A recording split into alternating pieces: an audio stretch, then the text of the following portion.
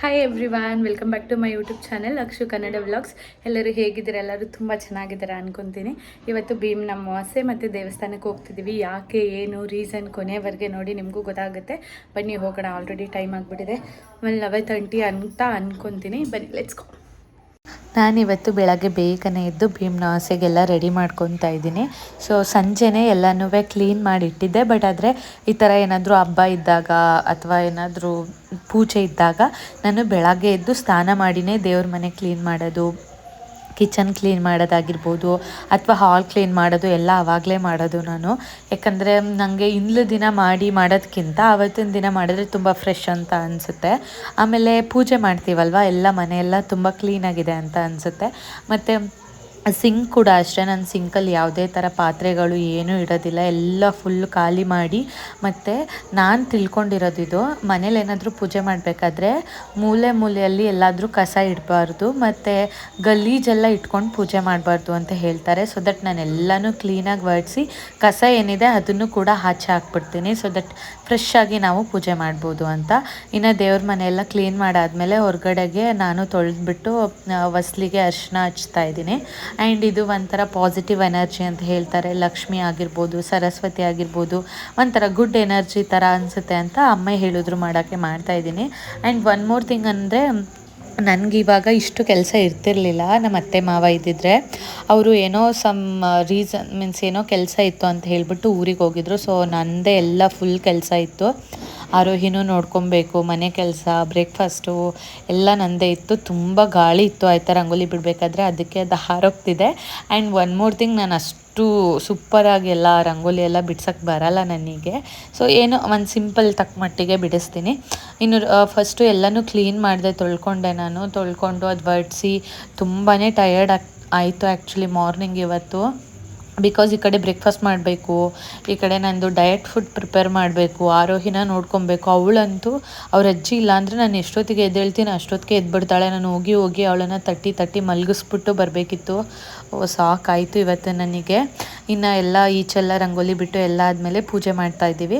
So ನಾನು ತಿಳ್ಕೊಂಡಿರೋ ಪ್ರಕಾರ ಇವತ್ತು ಭೀಮ್ನ ಅಮಾವಾಸ್ಯೆ ಅಂದರೆ ದೀಪಗಳಿಗೆ ಪೂಜೆ ಮಾಡೋದು ಅಂತ ಹೇಳ್ತಾರೆ. ಸೊ ಅದಕ್ಕೆ ನಾನಿಲ್ಲಿ ಟೋಟಲ್ ಇವತ್ತು 5 ದೀಪಗಳನ್ನ ಹಚ್ಚಿದ್ದು. ನಾನು ಒಂದು ಗಂಡಂದು ಪಾದ ತೊಳಿಬೇಕಾದ್ರೆ 2, ಇಲ್ಲಿ 3 ಆ ಥರ ಪೂಜೆ ಮಾಡ್ತಿರೋದು.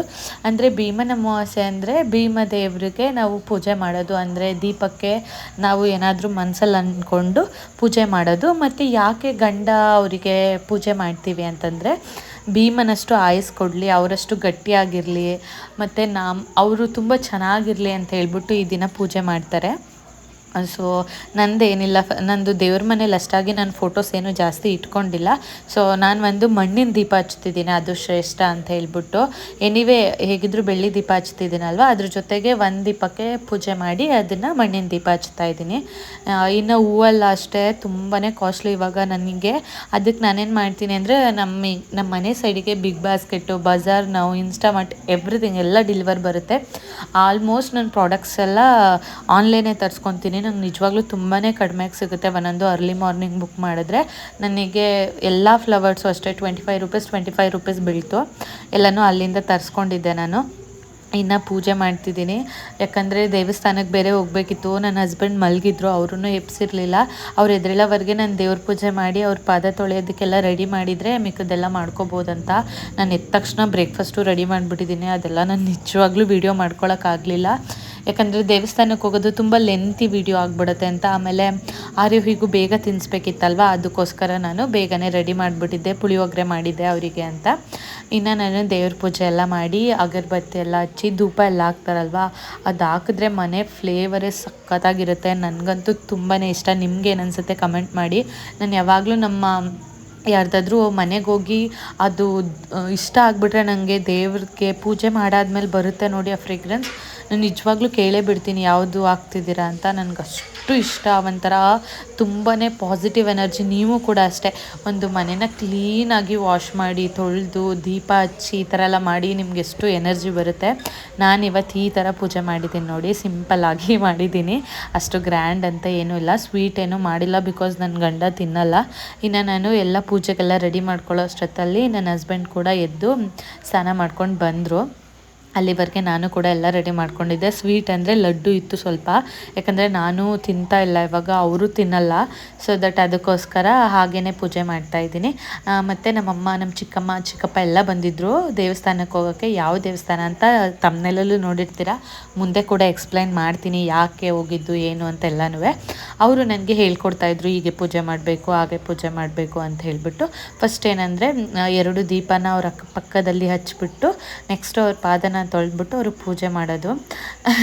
ಒಂದು ಕಾಮಿಡಿ ಏನಂದರೆ ಅರುಣಿಗೆ ಇಷ್ಟ ಆ್ಯಕ್ಚುಲಿ, ಯಾಕಂದರೆ ಇಯರ್ಲಿ ಒನ್ಸ್ ಅಂತಲ್ಲ, ಹಬ್ಬಕ್ಕೆಲ್ಲ ಬೀಳ್ತಾ ಇರ್ತೀನಿ.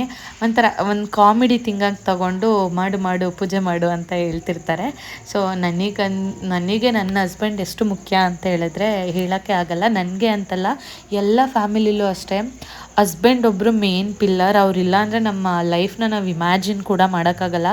ಇಂಡಿಪೆಂಡೆಂಟಾಗಿ ಬದುಕ್ಬೋದು. ಈಗ ನಾನು ಅಷ್ಟೇ ಕೆಲವೊಂದು ವಿಷಯಗಳಲ್ಲಿ ಇಂಡಿಪೆಂಡೆಂಟ್ ಆಗಿದ್ದೀನಿ, ಅಂದರೆ ಪರ್ಚೇಸಿಂಗ್ ಆಗಿರ್ಬೋದು, ಡಿಸಿಷನ್ ತೊಗೊಳ್ಳೋದ್ರಲ್ಲಿ. But any cost at the last ನನಗೆ ನನ್ನ ಹಸ್ಬೆಂಡ್ ಬೇಕಲೇಬೇಕು.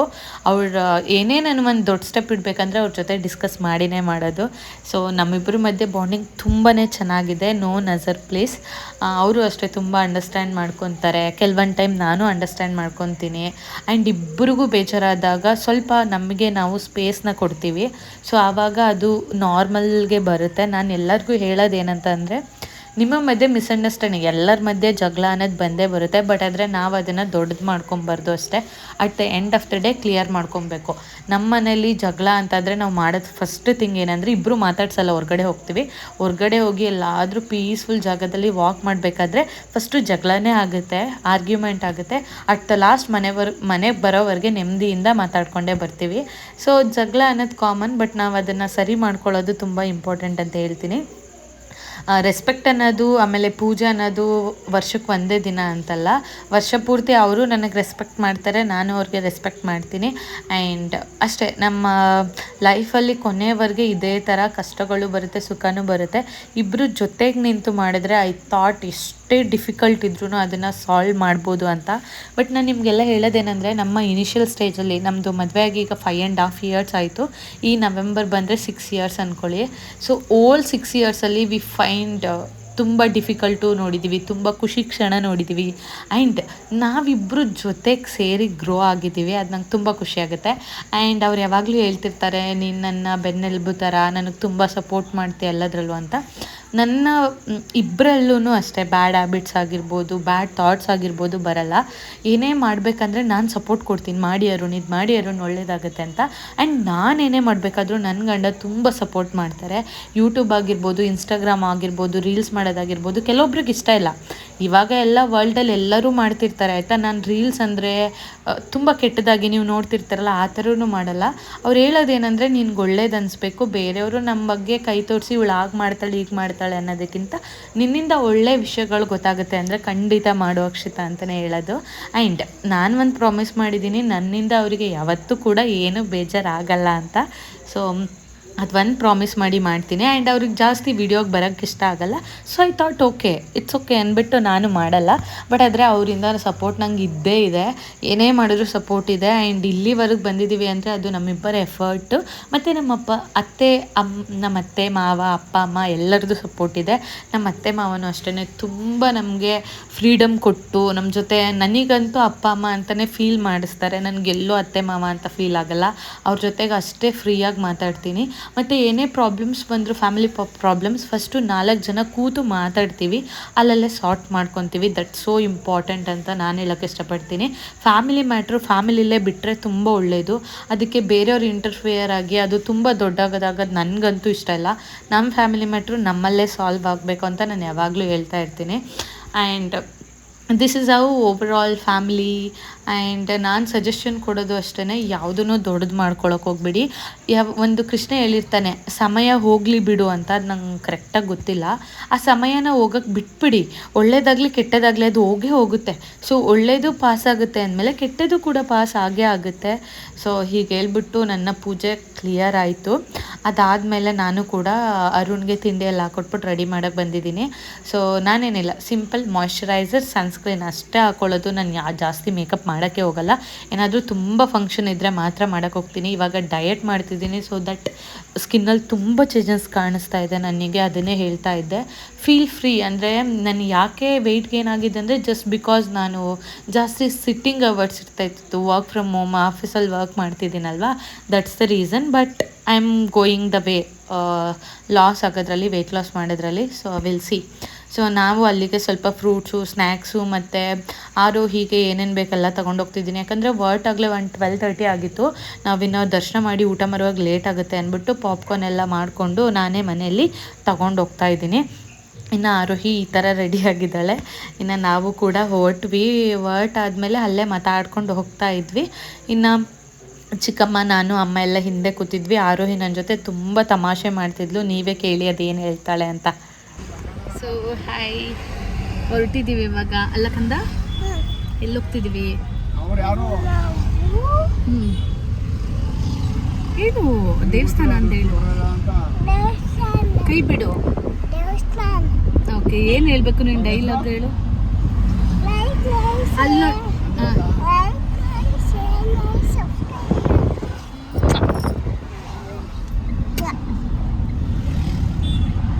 ಮಕ್ಕಳು ಹೇಗೆ ಅಂದರೆ ನಮ್ಮನ್ನು ನೋಡಿ ತುಂಬ ಕಲಿತಿರ್ತಾರೆ. ಸೊ ಮೇಕ್ ಶ್ಯೂರ್ ನಾವು ಅವರು ನಮ್ಮ ಜೊತೆಯಲ್ಲಿದ್ದಾಗ ನಾವು ಒಳ್ಳೆ ಥರವಾಗಿ ನಡ್ಕೊಬೇಕಾಗಿರುತ್ತೆ. ಯಾಕಂದರೆ ಮಕ್ಕಳು ಬೇಗ ಗ್ರ್ಯಾಬ್ ಮಾಡ್ಕೋತವೆ ಈ ಏಜಲ್ಲಿ. ನಾವು ಏನೇ ಹೇಳಿದ್ರು ಕಲ್ತ್ಕೊತಾರೆ. ಆ್ಯಂಡ್ ಇವಳು ಫೋನಲ್ಲಿ ರೀಲ್ಸು ಅದು ಇದು ನೋಡ್ತಾನೆ ಹಿಂದಿ ಕಲ್ತ್ಬಿಟ್ಟಿದ್ದಾಳೆ.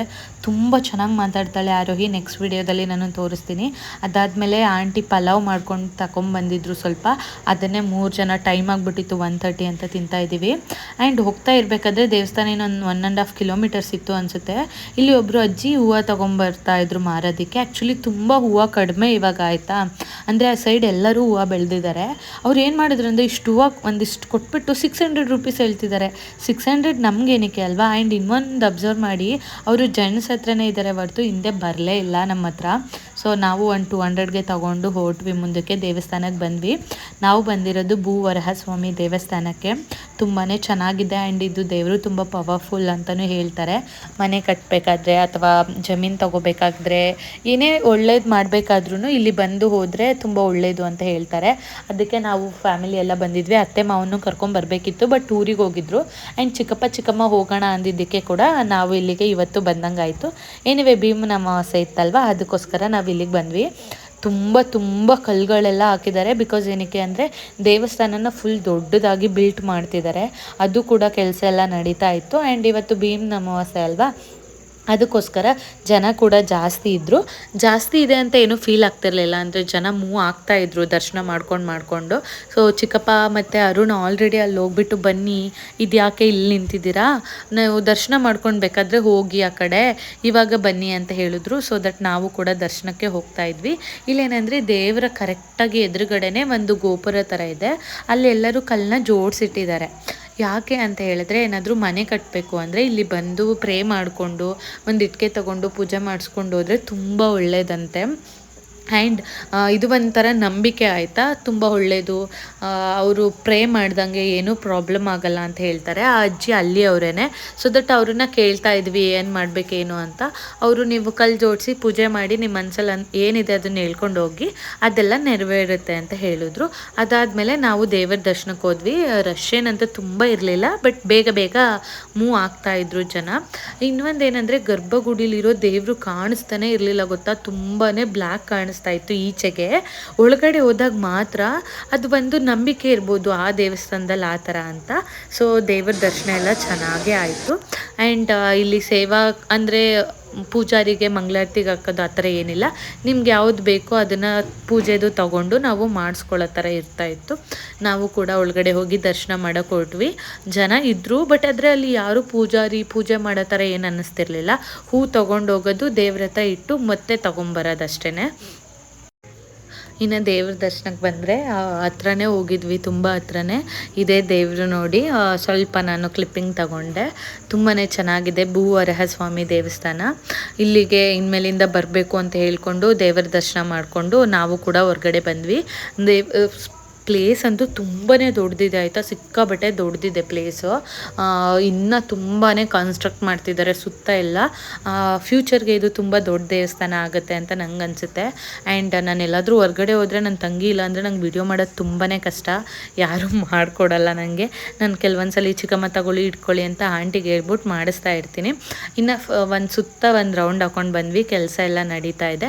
ಅದಾದಮೇಲೆ ಪಕ್ಕದಲ್ಲಿ ಒಂದು ದೇವಸ್ಥಾನ ಇತ್ತು, ಆ ದೇವಸ್ಥಾನಕ್ಕೆ ದೇವ್ರ ದರ್ಶನ ಮಾಡಿ ಊಟದ ಕಡೆಗೆ ಹೋಗೋಣ ಅಂದ್ಕೊಂಡು ಹೊರಟೆ. ನಾನು ಹೇಳ್ತಾ ಇದ್ದೆ ಅಲ್ಲೇ ಇದೆ ನೋಡಿ ದಾಸೋಹ ಭವನ ಅಂತ. ಬಟ್ ಆದರೆ ಏನಾಗಿತ್ತಂದರೆ ನಾವು ದರ್ಶನ ಎಲ್ಲ ಮುಗಿಸೋವರೆಗೆ 3:30 ಆಗಿಬಿಟ್ಟಿತ್ತು.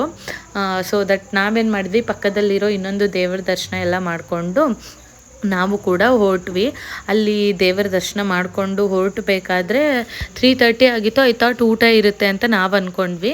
ಬಟ್ ಆದರೆ ಊಟ ಇರಲಿಲ್ಲ ಆ್ಯಕ್ಚುಲಿ, ಬರೀ ಬೆಲ್ದನ್ನ ಮಾತ್ರ ಇದ್ದಿದ್ದು. ನಾನಿವಾಗ ಸಿಹಿ ತಿಂತಾ ಇಲ್ಲ ಅಲ್ವಾ, ಆ್ಯಂಡ್ ಹಸ್ದಾಗ ಸಿಹಿ ತಿಂದರೆ ಅದು ತುಂಬಾ ಬಾಡಿಗೆ ಎಫೆಕ್ಟ್ ಆಗುತ್ತೆ ಅಂತ ಹೇಳ್ಬಿಟ್ಟು ನಾವು ಕೂಡ ತಿಂದೇ ಬಂದ್ವಿ. ಆ್ಯಂಡ್ ದೇವ್ರ ದರ್ಶನ ಅಂದರೆ ಸಖತ್ತಾಗಾಯಿತು ಮಾತ್ರ. ಅದ್ರ ಪಕ್ಕ ನೇಚರ್ ಅಂತೂ ಹೇಳೋಕ್ಕೆ ಆಗಲ್ಲ, ಸಿಕ್ಕಾಬಟ್ಟೆ ಚೆನ್ನಾಗಿದೆ. ಪಕ್ಕದಲ್ಲಿ ಒಂದು ಕೆರೆನೋ ನದಿನೋ ನನಗೆ ಗೊತ್ತಿಲ್ಲ, ಅದು ಹರಿತಾ ಇದೆ. ಆ್ಯಂಡ್ ಇಲ್ಲಿ ಗೋಶಾಲೆ ಕೂಡ ಇದೆ. ಇಲ್ಲಿ ತುಂಬಾ ಹಸುಗಳಿದೆ, ತುಂಬ ಸಾಕಿದ್ದಾರೆ. ಆ್ಯಂಡ್ ಇದಕ್ಕೆ ಹಸುಗಳನ್ನ ದಾನ ಕೂಡ ಮಾಡ್ಬೋದಂತೆ, ಅದನ್ನು ಕೂಡ ಅಲ್ಲಿ ಹಾಕಿದ್ದಾರೆ. ಆ್ಯಂಡ್ ನನಗನ್ಸೋ ಪ್ರಕಾರ ಈ ದೇವಸ್ಥಾನ ತುಂಬ ದೊಡ್ಡ. ಓಕೆ, ದರ್ಶನ ಆಗಿದೆ. ಇವಾಗ ನಾವು ಬಂದಿದ್ವಿ ಭೂವರಹ ಸ್ವಾಮಿ ದೇವಸ್ಥಾನಕ್ಕೆ. ಬರ್ಬೇಕು ಅಂದ್ಕೊಂಡು ಬರೋಕ್ಕೆ ಆಗಿರಲಿಲ್ಲ. ಸೊ ಇವತ್ತು ಬಂದಿದ್ದೀವಿ. ನನ್ನ ತಂಗಿ ಒಬ್ಳು ಮಿಸ್ ಅಷ್ಟೇ, ಅವಳಿಗೆ ಆಫೀಸ್ ಇತ್ತು, ಲೀವ್ ಹಾಕೋಕ್ಕಾಗಲಿಲ್ಲ ಅಂತ. ತುಂಬ ಚೆನ್ನಾಗಿದೆ ದೇವಸ್ಥಾನ, ಇನ್ನೂ ಇಂಪ್ರೂವ್ ಮಾಡ್ತಾ ಇದ್ದಾರೆ. ಟೈಮ್ 2:45 ಆಗಿದೆ, ಊಟ ಆಗಿಲ್ಲ ಇನ್ನು. ಮಧ್ಯದಲ್ಲಿ ಕಾರಲ್ಲಿ ಬರ್ತಾ ಬಾತ್ ತಿಂದಿದ್ದಷ್ಟೇ. ಸೊ ಇವಾಗ ನೋಡೋಣ ಏನಾಗುತ್ತೆ ಅಂತ. ನಾವು ಅದಾದಮೇಲೆ ಊಟಕ್ಕೆ ಅಂತ ಹೊರಟ್ವಿ ಆಯಿತಾ. ಊಟಕ್ಕೆ ಹೊರಟಾಗ ಊಟದಲ್ಲಿ ಅನ್ನ ಸಾಂಬಾರು ಏನೂ ಇರಲಿಲ್ಲ, ಅದಕ್ಕೋಸ್ಕರ ಸ್ವೀಟ್ ಪೊಂಗಲ್ ಇತ್ತು, ಅದನ್ನು ತಿಂದೇನೆ ನಾವು ಅಲ್ಲಿಂದ ಹೊರಟ್ವಿ. ಯಾಕಂದರೆ ಸ್ವೀಟ್ ಏನು ಆವಾಗ ಬೇಡ ಅನ್ನಿಸ್ತಿತ್ತು, ಯಾಕಂದರೆ ಹೊಟ್ಟೆ ಹಸ್ತಿತ್ತಲ್ವ, ಅದಕ್ಕೋಸ್ಕರ. ಇನ್ನು ಅಲ್ಲಿ ಒಂದು ನಂಬಿಕೆ ಇದೆ, ಯಾರಾದರೂ ಒಳ್ಳೇದೇನಾದರೂ ಅಂದ್ಕೊಂಡಿದ್ರೆ ಮನಸ್ಸಲ್ಲಿ ಅದನ್ನು ಮಾಡಬೇಕಂದ್ರೆ ಈ ಥರ ಅಂದ್ಕೊಂಡ್ರೆ ಅದು ನೆರವೇರುತ್ತೆ ಅಂತ. ಏನೋ ಒಂದು ನನ್ನ ಮನಸ್ಸಲ್ಲೂ ಇದೆ, ಅದನ್ನು ನಿಮಗೆ ಬರ್ತಾನೆ ಫ್ಯೂಚರಲ್ಲಿ ಹೇಳ್ತೀನಿ ಯಾಕೆ ಏನು ಅಂತ ಎಲ್ಲನೂ. ನಾನು ಆಗೋದಕ್ಕಿಂತ ಮುಂಚೆ ಹೇಳೋಕ್ಕೆ ಇಷ್ಟಪಡಲ್ಲ. ಎನಿವೇ ನಾನು ಎಲ್ಲನೂ ವ್ಲಾಗ್ ಮಾಡಿ ಯೂಟ್ಯೂಬ್ಗೆ ಹಾಕೋದ್ರಿಂದ ನಿಮಗೆ ಖಂಡಿತ ನಾನು ನೆಕ್ಸ್ಟ್ ಎಲ್ಲ ಹೇಳ್ತೀನಿ. ಸೊ ಇದು ಒಂದನ್ನು ನಾನು ಕಲ್ಲು ಮೇಲೆ ಕಲ್ಲು ಜೋಡಿಸಿ ಮನಸ್ಸಲ್ಲಿ ಅಂದ್ಕೊಂಡು ಪೂಜೆ ಮಾಡಿಸ್ಕೊಂಡು ಅಲ್ಲಿಂದ ಹೊರಟ್ವಿ. ಇದು ಈ ದೇವಸ್ಥಾನದಲ್ಲಿರೋ ನಂಬಿಕೆ ಅದು. ಸೊ ನಾವು ಅದನ್ನು ನಂಬಬೇಕಲ್ವಾ, ಸೊ ದಟ್ ನಾನು ಕೂಡ ಅದನ್ನು ಫಾಲೋ ಮಾಡಿಬಿಟ್ಟು ಹೊರಟ್ವಿ. ಇನ್ನು ಊಟಕ್ಕೆ ಏನೂ ಆಗಿರಲಿಲ್ಲ ಅಲ್ವಾ, ಏನಾದರೂ ಸ್ನ್ಯಾಕ್ಸ್ ಇರುತ್ತೇನೋ ಅಲ್ಲೇ ಸ್ಟಾಲಲ್ಲಿ ಅಂತ ಹೋದ್ವಿ. ಫಸ್ಟು ಆರೋಹಿ ಮತ್ತು ಚಿಕ್ಕಪ್ಪ ಕಬ್ಬಿನ ಹಾಲನ್ನ ತೊಗೊಂಡ್ರು ಕುಡಿಯೋಕ್ಕೆ ಅಂತ. ಇನ್ನು ಪಕ್ಕದಲ್ಲಿ ಹಲಸಿನ ಹಣ್ಣಿತ್ತು, ತುಂಬ ಚೆನ್ನಾಗಿತ್ತು, ಚಿಕ್ಕದು, ತುಂಬಾ ಟೇಸ್ಟಿಯಾಗಿತ್ತು. ಅದನ್ನು ಸ್ವಲ್ಪ ತಗೊಂಡು ಕಡಲೆ ಬೀಜ ತೊಗೊಂಡು ನಾವು ಕೂಡ ಮುಂದೆ ಹೊರಟ್ವಿ. ಏನೇನೇನು ಇದು ಹಾಕಿದ್ದಾರೆ ಅದೆಲ್ಲ ನೋಡೋಣ ಅಂತ. ಇನ್ನು ದೇವಸ್ಥಾನದ ಪಕ್ಕದಲ್ಲಿ ಒಂದು ದೊಡ್ಡದು ನದಿ ಇದೆ ಆಯಿತಾ, ಅದೇ ಮೇನ್ ಪಾಯಿಂಟು. ತುಂಬ ನೇಚರ್ಫುಲ್ ಆಗಿದೆ ಅದು. ಊರಿನ ಮಧ್ಯನೋ ಊರಿಂದ ಆಚೆನೋ ಇರೋ ದೇವಸ್ಥಾನ, ತುಂಬ ಚೆನ್ನಾಗಿದೆ. ಇನ್ನು ಹೊಟ್ಟೆ ಹಸಿತಿದೆ ಅಂತ ಹೇಳ್ಬಿಟ್ಟು ಅವ್ರನ್ನ ಆಲ್ರೆಡಿ ಚಿರ್ಮುರಿನ ಆರ್ಡರ್ ಮಾಡಿದರು. ಬಟ್ ಟ್ರಸ್ಟ್ ಮೀ ಒಂಚೂರು ಚೆನ್ನಾಗಿರಲಿಲ್ಲ, ನನಗಂತೂ ಗೊತ್ತಿಲ್ಲ, ಅದಕ್ಕೆ ವರ್ತೇ ಇಲ್ಲ. ಪೂರಿಗೆ ಖಾರ ಹಾಕಿ ಕೊಟ್ಟಿದ್ರು ಅಷ್ಟೇ, ಇನ್ನೇನು ಮಾಡಿರಲಿಲ್ಲ. 50 ರೂಪೀಸ್ ಒಂದು ಪ್ಲೇಟಿಗೆ. ತುಂಬಾ ಡಿಸಪಾಯಿಂಟ್ ಆಯಿತು. ಇನ್ನು ಅಲ್ಲಿಂದ ಕೂಡ ನಾವು ಹೊರಟ್ವಿ. ಆ ಕಾರಲ್ಲೇ ಪಾಪ್ಕಾರ್ನ್ ಇತ್ತು, ಅದೆಲ್ಲ ತಿನ್ಕೊಂಡು ಹೋಗೋಣ ಅಂತ. ನಾನು ತೊಗೊಂಡಿದ್ದನ್ನಂತೂ ತಿನ್ನೋಕ್ಕೆ ಆಗಲಿಲ್ಲ. ಐ ಆಮ್ ನಾಟ್ ಶೋರ್ ಯಾಕೆ ಹಂಗೆ ಮಾಡ್ತಾರೆ ಅಂತ. ಇನ್ನು ಆನ್ ದ ವೇ ಸೀಬೆಕಾಯಿ ಮತ್ತು ಹೂವೆಲ್ಲ ಎಲ್ಲ ಕಡೆ ಇತ್ತು, ಯಾಕಂದರೆ ಆ ಕಡೆ ಅದನ್ನೇ ಬೆಳೀತಾರೆ ಅನಿಸುತ್ತೆ. ನಾವು ಕೂಡ ಹೂವು ಮತ್ತು ಸೀಬೆಕಾಯಿ, ರಾಮಫಲ ಎಲ್ಲನೂ ತಗೊಂಡು ಕಾರಿಂದ ಹೊರಟ್ವಿ. ಇನ್ನು ಡೇ ಮಾತ್ರ ತುಂಬಾ ಚೆನ್ನಾಗಿತ್ತು. ಒಂದು ಬರಬೇಕಾದ್ರೆ 5:30 ಆಯಿತು ಅಂತ ಅಂದ್ಕೊತೀನಿ. ಬಟ್ ಆದರೆ ಊಟ ಆಗಿಲ್ಲದೆ ಇರೋ ಒಂದು ರೀಸನ್ನಿಗೆ ತಲೆ ತುಂಬ ನೋವ್ತಾ ಇತ್ತು. ಆ್ಯಂಡ್ ಬರಬೇಕಾದ್ರೂ ಯಾವುದು ಹೋಟೆಲ್ ಕಾಣಿಸ್ಲಿಲ್ಲ, ಮನೆಗೆ ತುಂಬ ಹತ್ತಿರ ಅಂದ್ಬಿಟ್ಟು ಬಂದ್ವಿ. ಸೊ ಈ ವಿಡಿಯೋ ನಾನು ಇಲ್ಲಿಗೆ ಎಂಡ್ ಮಾಡಿ. ಸೊ ಹಾಯ್, ಬಂದ್ವಿ ಮನೆಗೆ. 5:30 ಆಗಿದೆ. ಹೊರಡ್ಬೇಕಾದ್ರೇ 12 ಆಗಿತ್ತು ಅಂದ್ಕೊತೀನಿ. ಟಯರ್ಡ್ ಆಗಿಬಿಟ್ಟಿದೆ, ತಲೆನೋವು ಸ್ವಲ್ಪ. ದರ್ಶನ ಎಲ್ಲ ಚೆನ್ನಾಗಾಯಿತು. ಊಟ ಮಾತ್ರ ಸಿಕ್ಕಲಿಲ್ಲ ನಮಗೆ. ಮತ್ತು ಅಲ್ಲಿ ಬರ್ತಾ ಅಂದವೇ ಯಾವುದೂ ಅಷ್ಟು ಹೇಳ್ಕೊಳ್ಳೋ ಅಂಥ ಹೋಟೆಲ್ ಏನಿರಲಿಲ್ಲ. ಇಲ್ಲಿಂದ ಒಂದು 40 ಕಿಲೋಮೀಟರ್ಸ್ ಅಷ್ಟೇ. ನಾನಿವಾಗ ಏನಾದರೂ ಪ್ರಿಪೇರ್ ಮಾಡಬೇಕು, ಆರೋಹಿಗೂ ಹೊಟ್ಟೆ ಎಷ್ಟಿದೆ, ಸ್ಯಾಂಡ್ವಿಚ್ ಏನಾದರೂ ಮಾಡ್ಬೇಕು ಅಂದ್ಕೊಂಡಿದ್ದೀನಿ. ಸೊ ಅದಕ್ಕಿಂತ ಮುಂಚೆ ನಾನು ವಿಡಿಯೋನ ಎಂಡ್ ಮಾಡಬೇಕು ಅಂತ ಬಂದೆ. ಈ ವಿಡಿಯೋ ನಿಮ್ಗೆಲ್ಲರಿಗೂ ಇಷ್ಟ ಆಗಿದ್ರೆ ಲೈಕ್ ಮಾಡಿ, ಶೇರ್ ಮಾಡಿ ಆ್ಯಂಡ್ ಸಬ್ಸ್ಕ್ರೈಬ್ ಮಾಡಿ. ನೆಕ್ಸ್ಟ್ ವಿಡಿಯೋದಲ್ಲಿ ಸಿಗೋವರೆಗೆ ಬಾಯ್.